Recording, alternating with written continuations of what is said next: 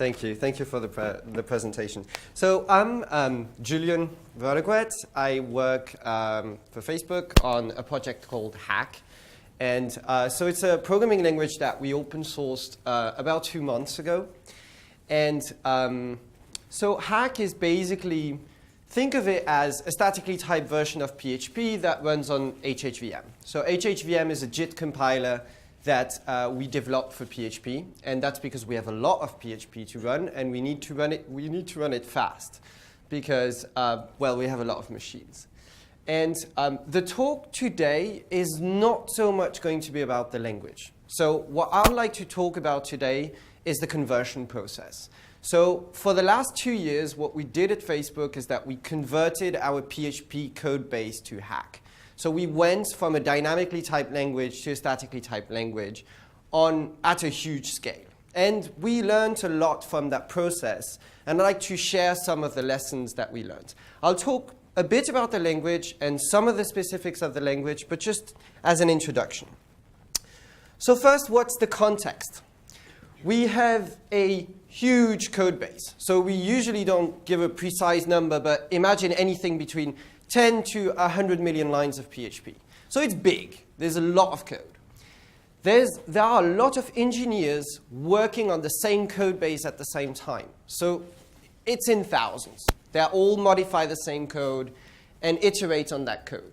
The performance, as I said earlier, is absolutely critical. So 1% regression doesn't go in. If you have a diff that regresses by 1%, doesn't go in. It's too much money. The development cycle is very, very fast. We push twice a day. So we push this gigantic thing twice a day. So thousands of engineers, millions of lines of code pushed twice a day. So there are a lot of challenges that come from that environment in itself. But before I get in the details of that, I'd like to defend a bit PHP and say why it was a good choice technically to choose PHP. I know, many people like to make fun of it and PHP lols and PHP whats and whatnot. But it turns out that PHP has been a good technology for us, and we have been very successful with it. So how did it all start? It started with Mark Zuckerberg in his dorm room writing something that looked like this on the left-hand side. And what he was doing back then is that he was trying to build an experience. So there are many different kinds of programming. So when you're trying to build something like a back-end service, all what you care about is throughput, right? Nobody's going to ask you, how does your back-end service feel like? Nobody's going to ask you that. And therefore, when you don't need to iterate as much because you're going to run the tests and see if the code works or it doesn't. When you're trying to build a product like that, the only thing that you can do is iterate. So what you do is you modify the code, press refresh, look at the experience, and look if it feels right. You play a bit with the website, and then it's not really exactly what I wanted, and you carry on doing that very quickly. And it turns out that PHP allowed that. It was really designed for that, and that's why we've been successful building a lot of products for the longest time by iterating quickly in that loop. But then what happened is this. So basically, we grew. And so what you see, this line that you see, I said at the top, dub engineers. Dub is the name, the way we call our PHP code base. The amounts of engineers that were interacting with the code base just grew completely out of proportion. And so something was not scaling anymore, right? The whole purpose of PHP in the first place was to iterate quickly. But something was slowing us down, which was refactoring was getting really difficult. Because in a dynamic code base, something as simple as renaming a method was becoming complicated. Because you rename the method and then you're thinking, well, did I catch all the use cases? Is that all complete? And so since we wanted to carry on iterating quickly, it was clear that we needed to be able to refactor quickly. We needed to have tools that guide us when we're writing code.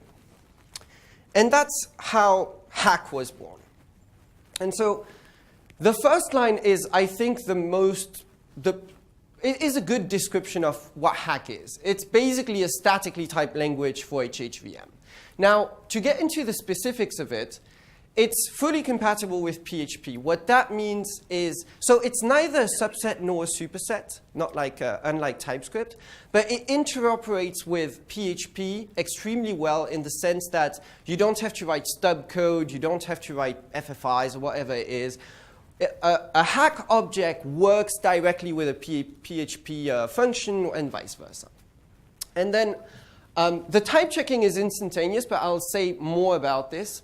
And it was designed for incremental adoption. So as you can imagine, we were not going to convert millions and millions of lines of code from a dynamically typed language to a statically typed language like that. We needed to do it incrementally. And that's where the gradual typing comes in. Finally, there are different modes.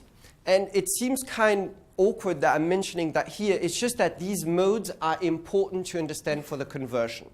What basically it means is that there are different levels of strictness. And I'll go through these modes later. In a nutshell, this is what it looks like. So I just put on the screen a very, very simple example. And basically, it looks like PHP. And we added type annotation. So here I added the bool, and I added the string, and the rest is inferred, right? So there is more to it than that. There are features that are runtime features, such as collections, such as async await. But I'm not going to mention them here. And I'm mostly going to focus about static typing in this talk. So it looks like PHP, and we added type annotations. What do these type annotations look like? Well, it turns out it's a pretty rich type system. There are a lot of things that you would expect from a type system, such as generics. One interesting type that I think works very differently from most programming languages, at least in Hack, is the nullable type. So the nullable type exists in other languages. It's just that the way it works in Hack is a bit different. It's control flow sensitive, and we've been very careful to make that work gracefully. And the reason for it is that null in PHP is evil. It's nothing like in other programming languages where you just get a null pointer exception, right? So in Java, you make a mistake, something was null, it wasn't meant to be, you get an exception, you look at the stack trace, you debug, problem solved. Null in PHP silently converts to something else and might silently fail. And then you never knew there was a problem until you see some corrupt data in your database and you're wondering where this is coming from. So we paid extra attention to the nullable types, but other than that, it's more or less things that you already know. Another, something that is maybe not very specific to Hack, but that is a bit odd about it, is that normally a type checker is in the front end of a compiler. That's not at all the architecture that we chose. From day one, what we wanted, we knew we wanted an IDE. What I mean by IDE is the whole tool set, refactoring tools, autocomplete, all that stuff. And so when you think about it, an IDE and a compiler, they redo kind of the same work twice. So sometimes the IDE calls the compiler in the background. Sometimes they re-implement some of the inference. But in a way, they're a bit doing the same thing. They both need to know the type of things, and they both re-implement it in their own way. And so we figured, no, what we're going to do is take these two things and make one thing. And so the reason why the architecture is now strange is that instead of being in the front end of HHVM, the JIT compiler, it's a server. It's a daemon that is always running. You start it at first, and it loads all your file in memory, and then keeps track of all the changes that are happening on disk. So it listens to the iNotify events, and then keeps the state of the world always up to date. That's as well very important because it's what allowed us to make the type checking instantaneous. So typically, even at our scale, you get type checking results in less than 200 milliseconds. If you make a rebase with, say, 5,000 commits or something like that, a couple of seconds to recover. So you're going to get instantaneous type checking no matter what you're doing in the code base. And that was important. Julian, are you saying that everyone is sharing the same type server? No.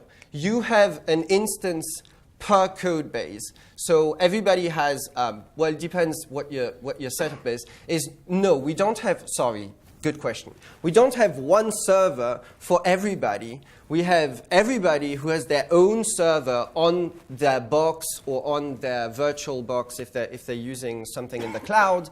But it's one server per user. I should have called it daemon, really. That makes more sense. So, OK, we have a language, a statically typed language. We know how it works, what the type look like. We know what the implementation is. Now the question is, how do we convert the PHP that we have? How do we go from a PHP code base to a Hack code base? And so I know that might be a bit controversial, but I think that, well, we'll see. First, the prerequisites to conversion. So before you start converting the Facebook code base from PHP to Hack, the first thing you need to answer is that the first thing you need to ask yourself is it a good idea to begin with? So there are concerns around static typing. And there are reasons why people don't choose static typing in some cases. What are these concerns and how do we address them? Otherwise, we would be, well, I'll say more about that.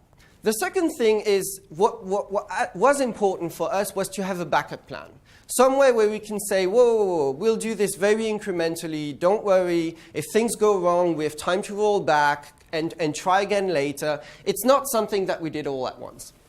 Another thing that needs to happen is that there need to be zero friction for developers. So what was a non-goal, what's something that would have never happened is the CTO of Facebook going up there and saying, OK, guys, stop what you're doing. We are converting the code base to Hack now.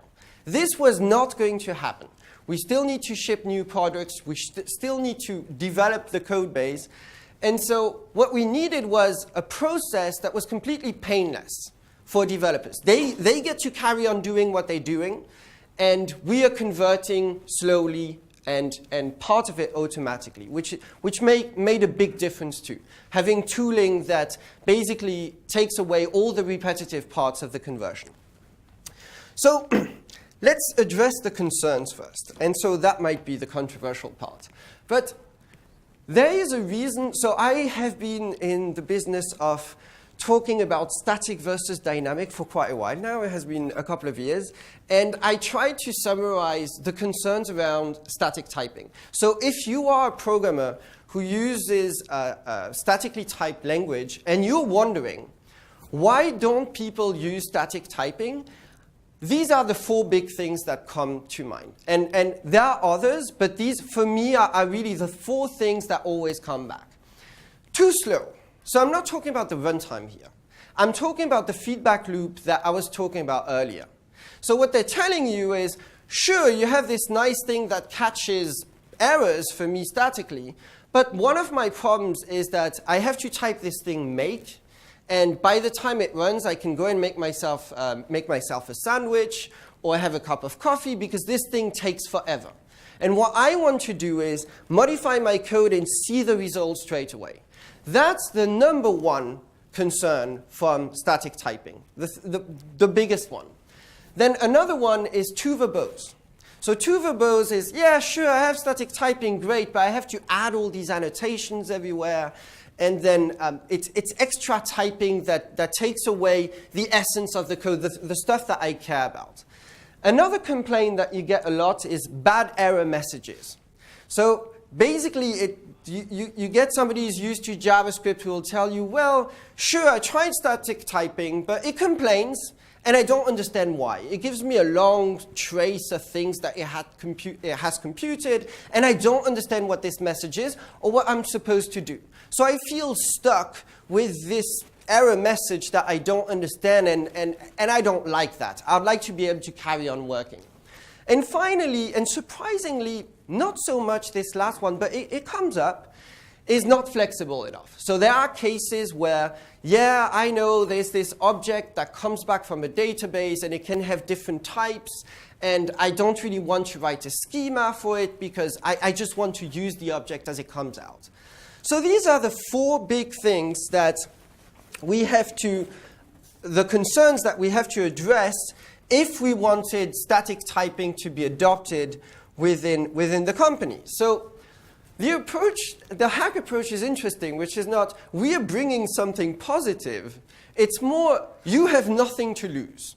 So if you take these 4 points, so first of all, too slow. So this has been a lot of work, but we made sure that even at a very, very large scale, you never have to wait. So the overall process from you are editing your file, and the time where you see the result in the browser, all of that takes less than a second. So you're fine with that.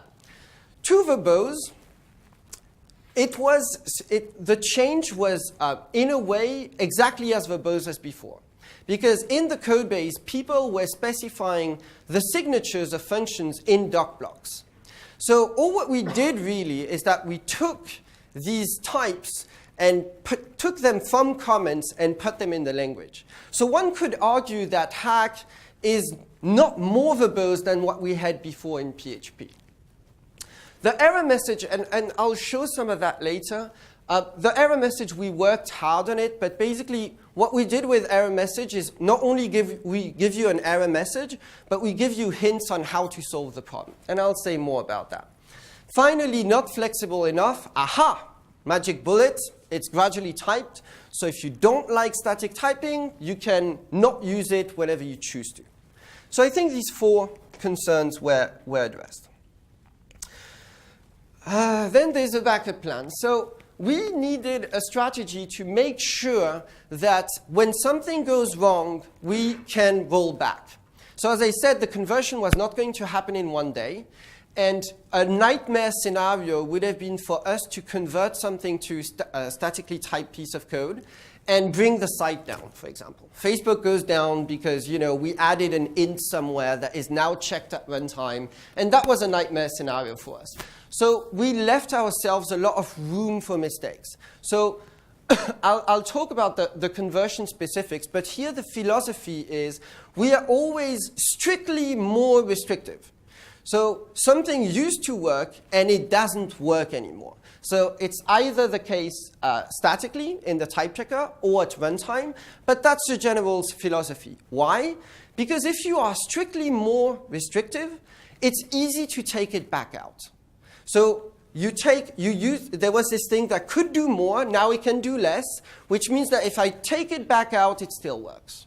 That's the general philosophy. Sorry. So now, I said earlier that the modes were important, and these are the 4 modes, the 3 modes that work at a file level, and then I'll talk about unsafe at the end. But basically, you have 3 modes. The first one, //strict, is basically a statically typed language. If all your code base is in strict, and that's actually a nice thing to have. So if you decide to have something, you want everything to be statically typed, easy. You put strict at the top of every single file, and everything will be checked.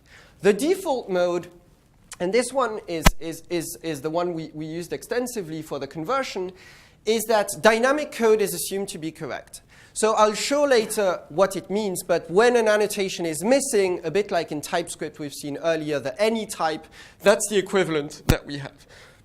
So decal is interesting. So decal doesn't provide any checks.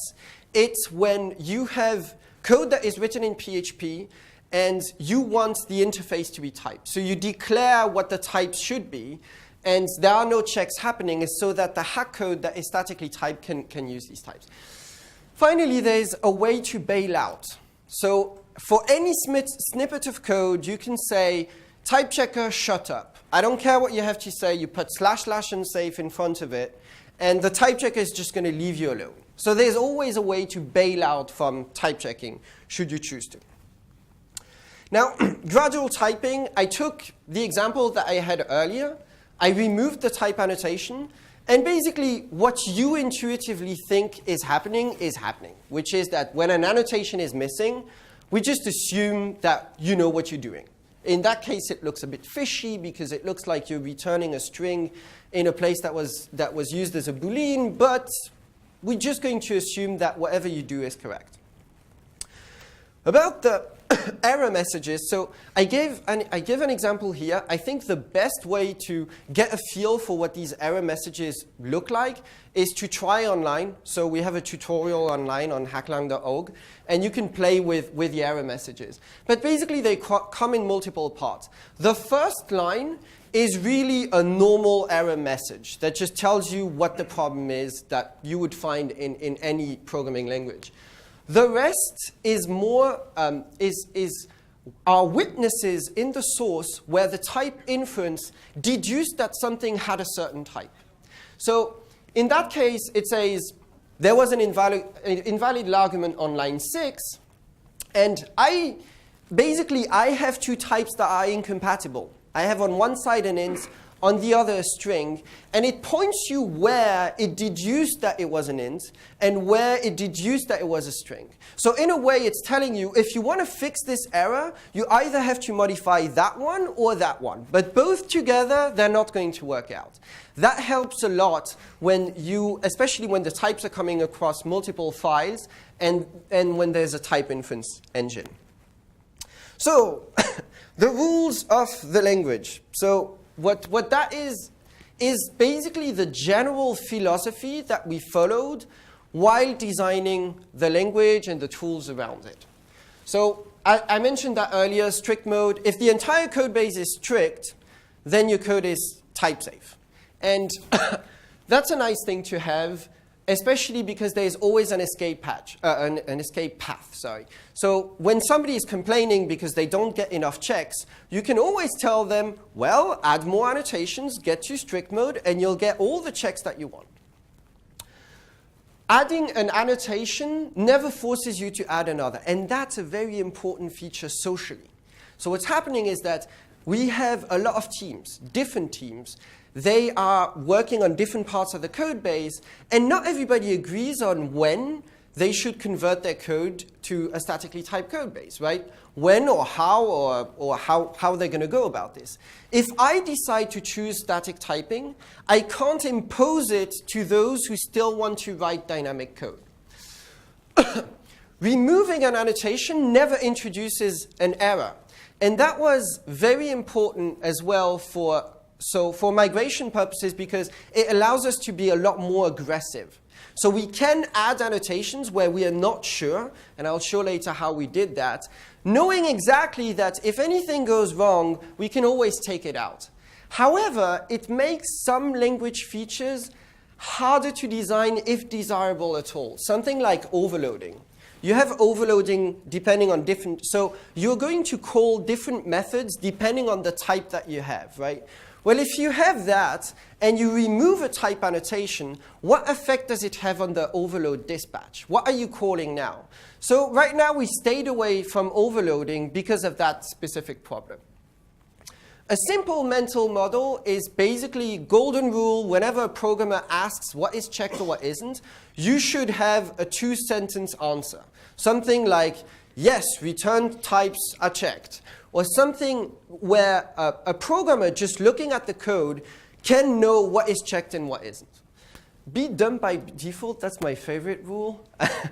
And I don't know if there's a better way to express that, but we didn't try to be innovative in terms of PL or make a type system that has never seen before. What we were trying to do was just solve the problem that we have. And so what we're doing was, by default, the language is simple, dead simple and dumb. And if we get to the point where there are too many people who cannot do what they want to do, then we consider, making things a bit smarter. But the default in general for the entire design was be dumb.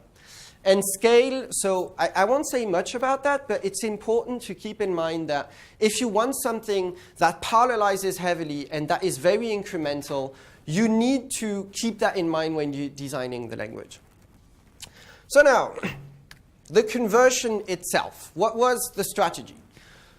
So the strategy was what I call tighten the belt strategy, for a lack of better name. Imagine you have a belt, you put it around the entire PHP code base, and at first, the belt is very loose, very little checks. I let you do a lot. You can more or less do the same things that you were used to. And then slowly tighten the belt. That's the approach that we chose. So the first thing we did is we converted everything to HH. Remember the mode that I told you about earlier, partial mode? And in that mode, if an annotation is missing, it's just assumed to be correct.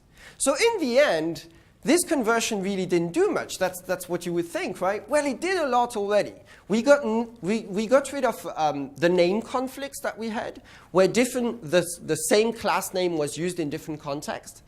We eliminated some kind of basic syntax errors. I mean, old syntax, little things, and on top of that, we built awareness.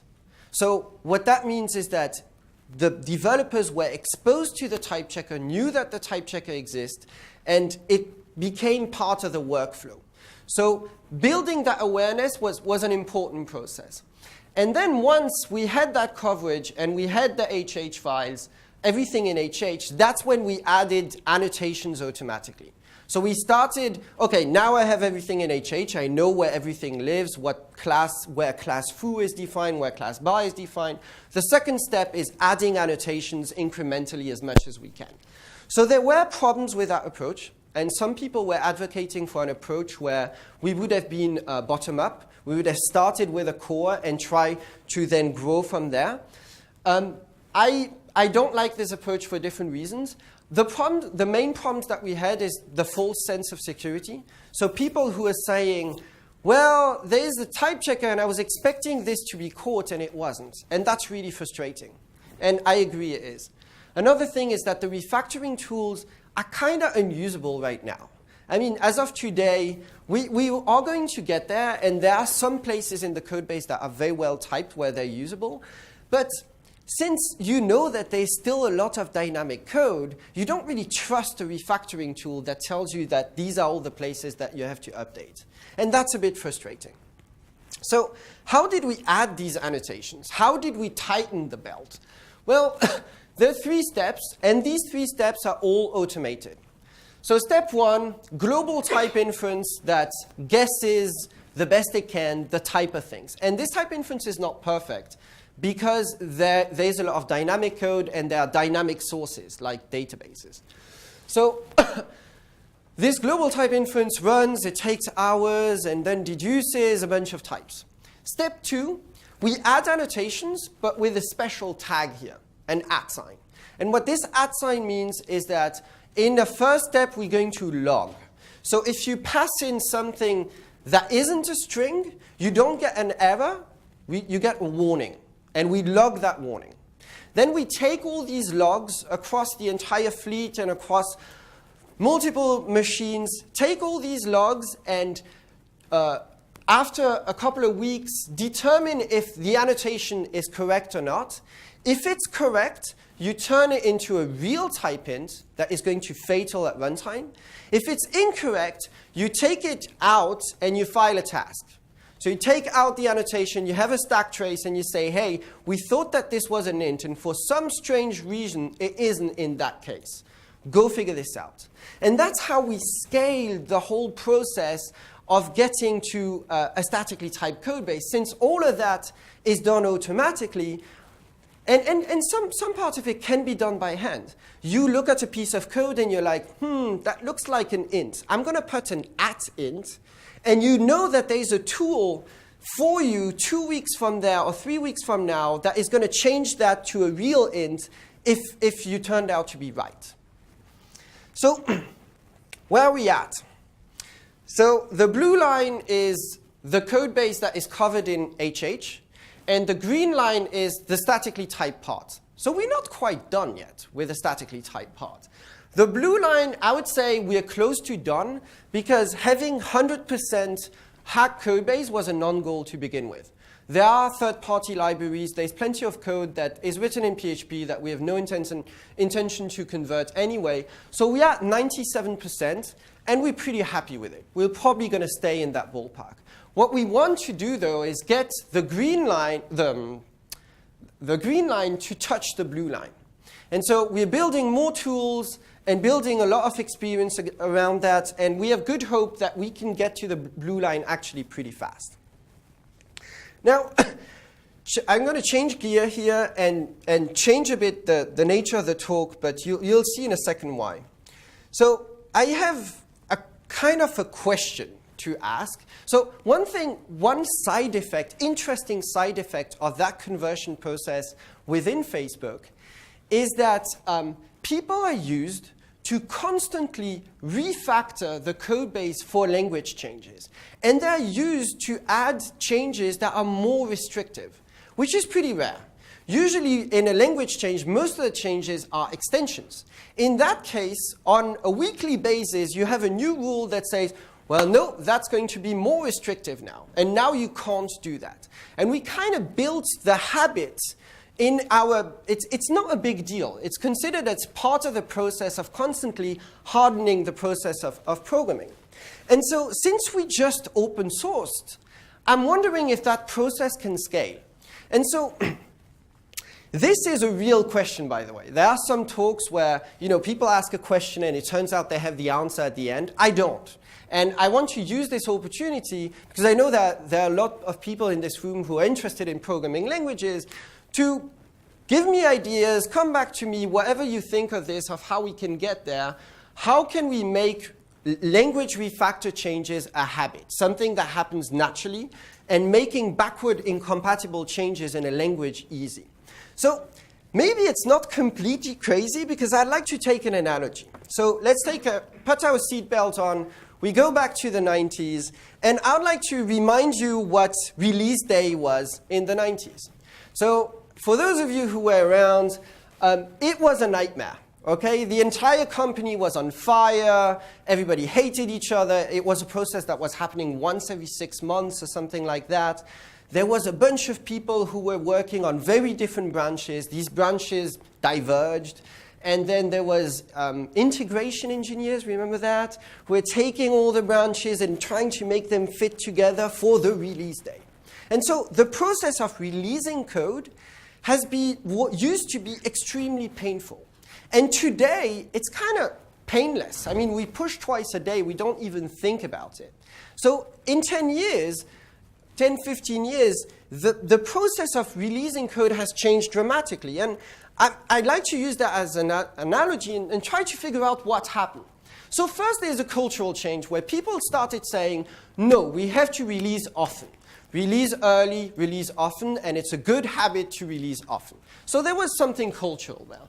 But then if I look at the tooling helped with that change. Look at Git, look at Mercurial. Creating a branch in Git is a piece of cake. Rebasing from another branch is a piece of cake too. And so these tools, in a way, made natural and easy the process of staying close to master, right? So they helped a lot in that process. A lot of the code is more visible, so that helped a lot too, like GitHub. It's easy for you to follow the development of a library that you're using and see what kind of changes they're planning, et cetera, et cetera. So what used to be painful became easy. And I think that what it boils down to is that every morning we rebase.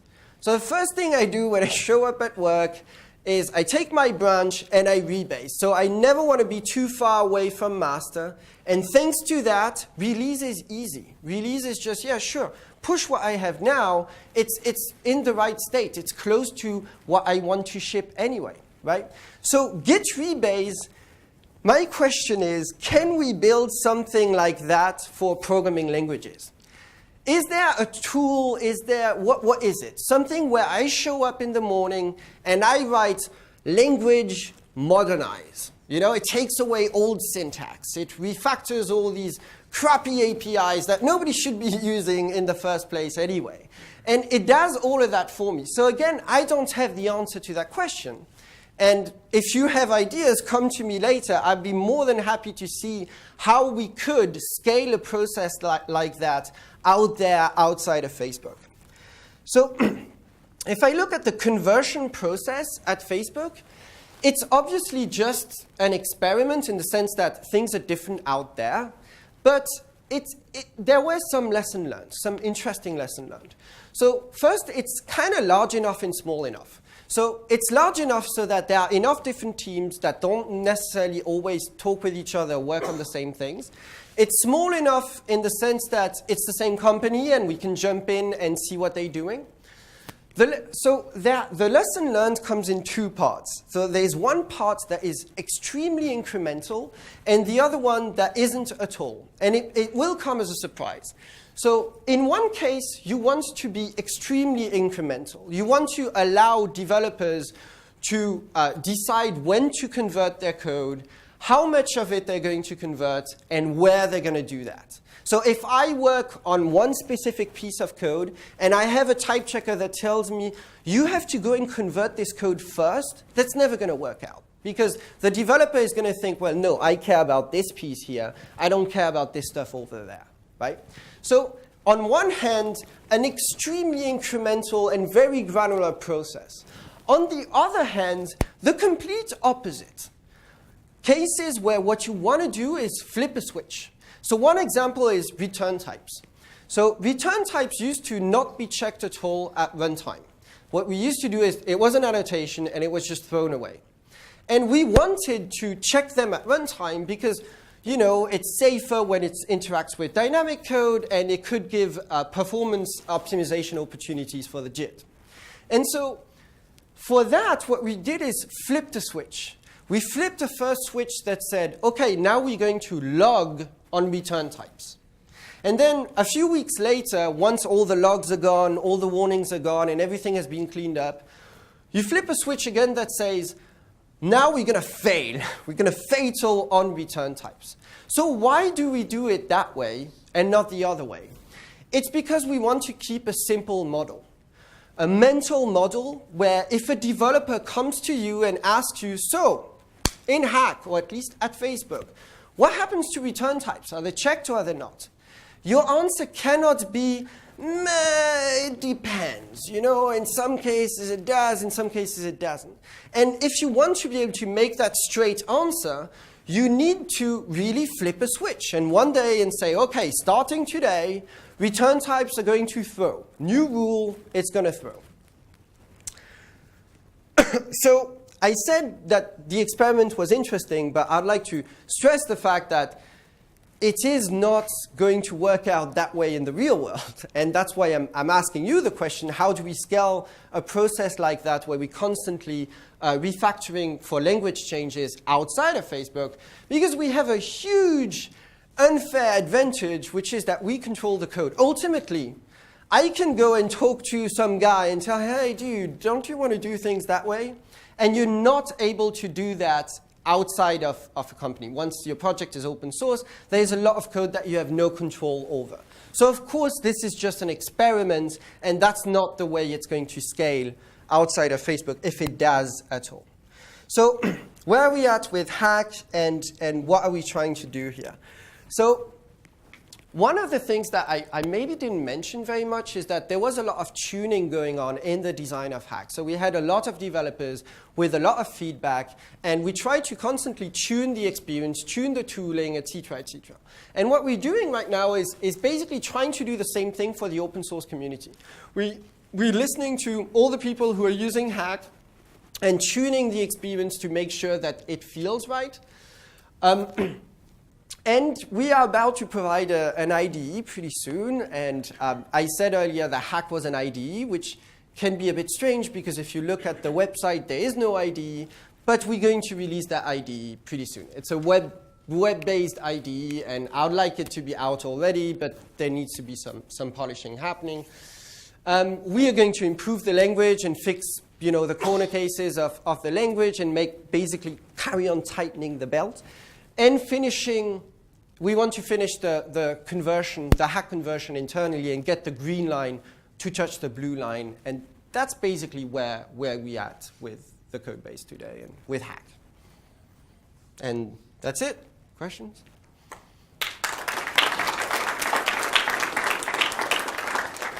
Yeah. If you're willing to flip the switch on return types for a simple mental model, why aren't you willing to do that on the parameter types, for example? So we do that on parameter types, but were always checked. So there is a subtlety that I should have mentioned, actually. Thanks, good question. PHP comes with parameter type annotations. It's just that many of the types were not supported. So what you can do in PHP is add an annotation that is a class name, and then that is checked at runtime and throws an error if there's a mismatch. And basically what we did is we extended that so that the annotations can have many different forms and can be an integer, can be a nullable type, can be more than a class name. So it wasn't a new rule for parameter types in the sense that they have always thrown, really. Yeah? So there was a lot of focus on runtime type checking here. I'm curious why you felt like runtime type checking was so important if you already had the static checking. And just from our TypeScript experience, I felt like we generally found that when you had static type checking, that caught the far majority of the errors, and that then the errors that got through that and that would only be caught by runtime type checks was a very small percentage. Even though we ended up getting very few requests for having the ability to inject the runtime type tests by teams who are actually using TypeScript because they weren't seeing those problems. I'm wondering if there's a reason why that's different in PHP, or if there's something about your experience that led to that. Yeah, I think what's different is the JIT and the scale of it. So I'm going to, so I know Jason is listening, so I'm going to be very careful with the words I choose. But basically, checking the type can bring performance improvement in the JIT. So the JIT is going to add a guard and then specialize the code on the code because it's an integer, because it's a string. And so since the check is there for the JIT has to prove that it's always an int, right? So for type checking purposes, you can let things flow. If you are emitting code, well, if it turns out that it's a pointer instead of an int or vice versa, you're going to segfault. So you cannot assume that it's correct. You have to emit code that is checked. And so that's one of the reasons why we check things. Yep. So I was curious. There's a lot of social engineering, I guess you could say, going on to get those movements through. Is there anything that you found was like friction in that social engineering that you could describe? So you want me to trash talk. Okay, so the question is, I don't know, yeah, because of the mic. The question was there any friction, social engineering friction, because this required some social engineering to get that conversion going? Difficult question, so now I'm going to choose my word carefully again. No, I think that I would say that most of what we got was what I would call healthy skepticism. You know, and I do that all the time. So whenever I use a library, an open source library, let's say there's an open source library, and I find it interesting and I want to use it. Do I use it straight away? No. What I do first is look at how it's done. Then, you know, how seriously is it maintained? Are the people who wrote it serious about it? Can I trust the people who built that? And that's more or less what we got with the Hack project. And I would say fair enough. It's actually a really good sign. With engineers saying, well, OK, I'm going to start using Hack, but slowly. And I'm not going to stop everything that I'm doing just to get, you know, everything type checked. So yes, there was some friction with people saying, maybe you want to slow down a bit and take it down a notch. But nobody, or very rarely, not that I can remember of, people saying, this is really a bad idea, let's stop what you're doing right now. Yes? It seems like you have a really interesting opportunity here to aid language research in the sense that by having these server processes distributed everywhere that essentially do all the type checking for the code, you can collect back information about what are the most common kinds of mistakes and we do. Developers are making. And you could also potentially help answer this open question of what are the quality differences between statically typed versus dynamically typed code. And so have you collected enough data to come to any conclusions that you can share? Conclusions, no. So the question is, do we collect data on these daemons, these type checkers running, and have we come to any conclusion regarding that data? So we do collect data, and everything, even when it comes to latency, like how long did it take you to figure out what this error was, or these kind of things. When it comes to dynamic versus static, not so much, because right now there are two different stacks. So we don't really have a good way to compare the two, because there are two different mechanisms. So the place where we run the code is very different from the place where we develop the code. And so right now, it would be kind of complicated to make these two talk to each other or be gathered in the same way. So yes and no. Yes, we collect data. Yes, we know, what are the kind of common mistakes and these kind of things. And this has influenced the design of the language, like what is a common typing mistake and what should we do to make it more efficient. No, to the question against dynamic typing. So this we haven't done. Thank you very much. Thank you. Thank you.